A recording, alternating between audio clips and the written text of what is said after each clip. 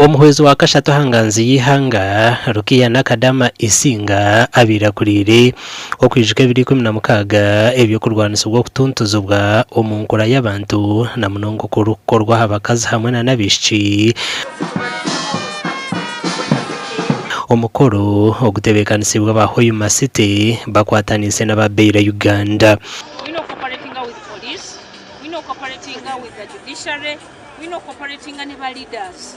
Wemba mtuto omuntu nga ye perpetrator ya akoze kikyamu atitokoma wencha nogamba njagala bamusumulule kubanga mwana wa uncle wange, njagala bamusonyiwe kubanga ye bawa, njagala bamusonyiwe kubanga ate mwana wa kizibwe nedda.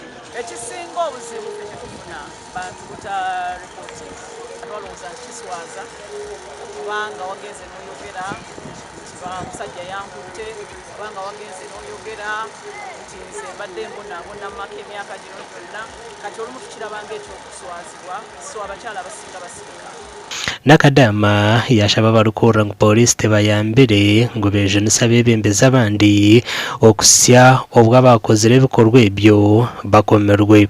Police erina desk ku every police unit yakwatagana n'ensonga eza domestic violence.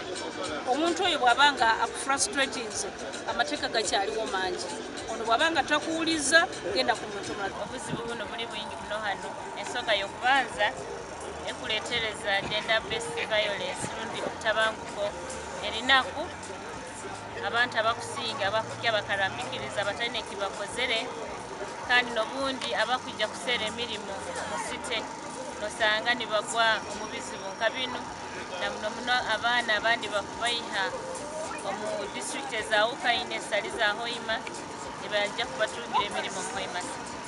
Project manager wa Beira Uganda Dr. Betty Nsanji yagamba ngo abantu beyonjire kutuntuzibwa ahabwa emirimo y'ebyamajuta kandi ngo eshikyonjire n'akakoko ka sirimu. Amafuta gaze n'ebirungi naye gaze n'ebibi gaze n'ebirungi enguudo zikoleddwa abantu bafunye emirimu naye ate era tufunyemu n'abantu bangi abajja betuyita ba mobile men with money abasajja balina sente. So nosanga nga abawala abato batawanyizibwa tebakyayagala kusoma tulabanga akawuka ka sirimu kayinza okugenda nga keeyongera. By September 2022 we diagnosed 14,399 people who had HIV,